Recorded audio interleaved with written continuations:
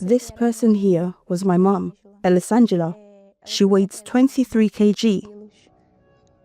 Ela era exatamente assim. She used to be like this. But it all started with a pain she felt in her stomach, and we could not find the cause. She ate normally, but then she started throwing up with no apparent reason. She started losing weight, a lot of weight. That was when our battle began, going from hospital to hospital.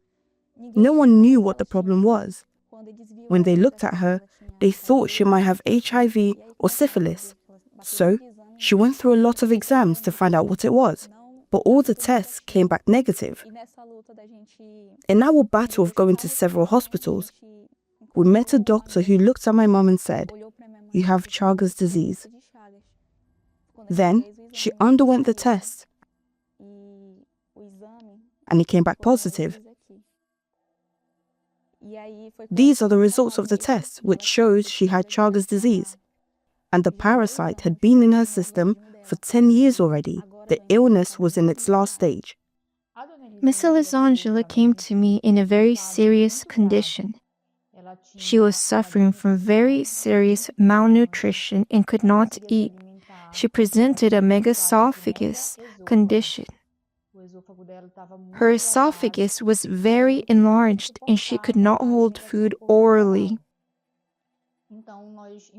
So we investigated the cause of her megaesophagus and reached the conclusion that the diagnosis was Chagas megaesophagus. She was carrying the Chagas disease. Ms. Elisangela had a very delicate situation. So this image shows how your mum's esophagus was? Yes. This x-ray shows that her esophagus was like this. They could not understand how she could come to this point.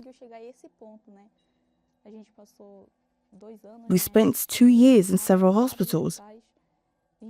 During this period, we went through many difficulties because she was the one who provided for us at home, and now she was ill.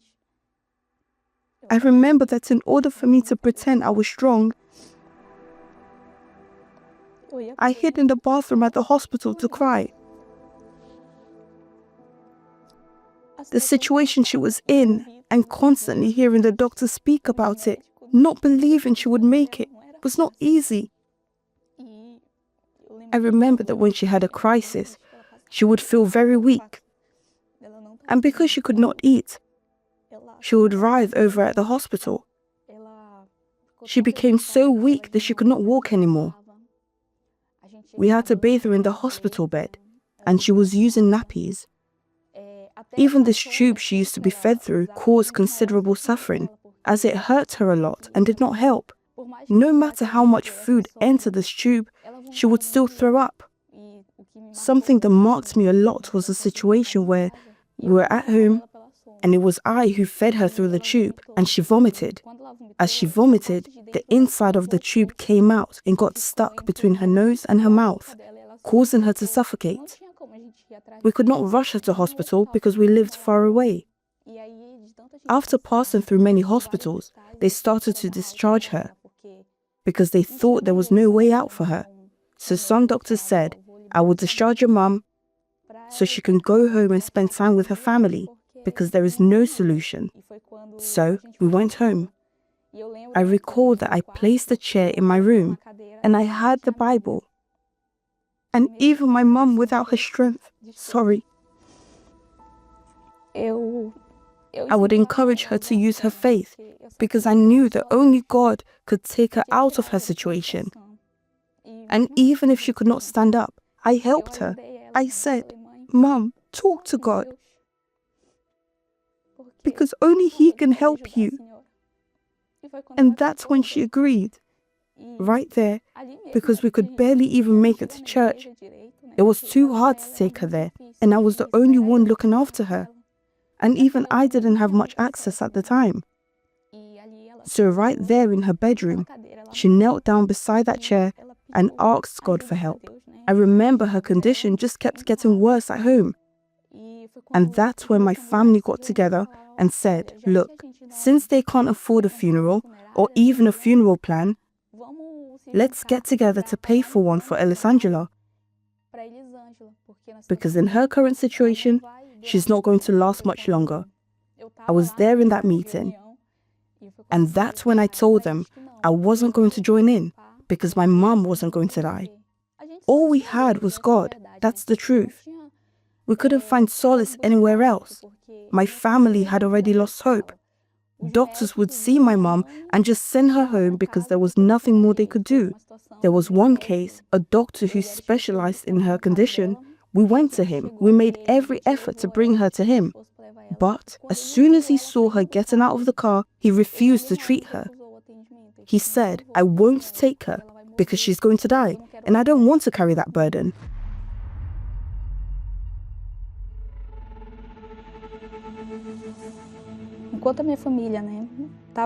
While my family was gathering money for her coffin, I turned to my last resort. I went to the altar. I remember my family found out again, and they were furious because I had two options. Either contribute that money to pay for her coffin, though she was still alive, or go to the altar, which was our final hope. That's the truth. We turned to the one who could actually solve our problem. So I took my mum, even though she was so weak, so frail. I brought her to church. I remember she walked up to the altar on her own. In that condition? In that condition.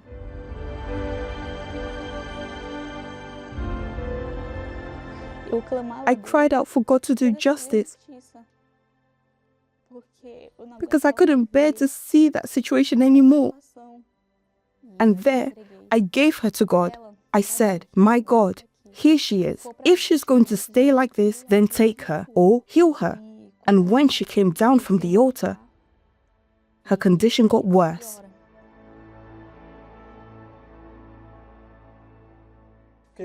I want you to tell me how the funeral was, how your mum's burial went. There was no funeral, no burial. She's fine, praise God. Come, Mum.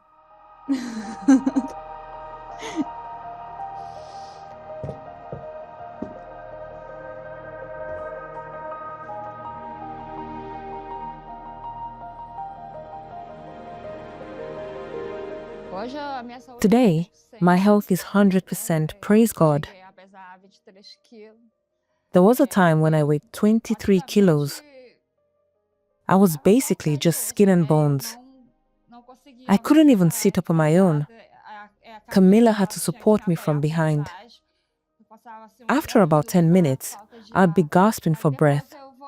Later, I went back to the gastroenterologist. He looked at me and said I was cured. I even cried with joy.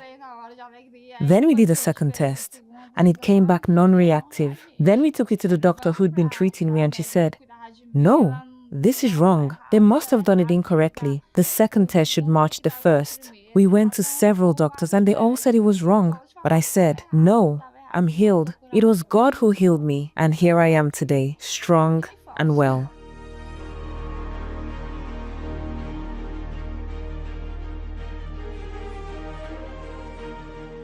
I had the joy and privilege of meeting Miss ELISANGELA again. Today, thank God she is healed. I was so happy to see Miss ELISANGELA in her current situation, completely healed. If I hadn't gone to the altar and sought God's justice, I'm absolutely certain she wouldn't be with us today. Under any circumstance, she would have gone, and that money would have been for her coffin.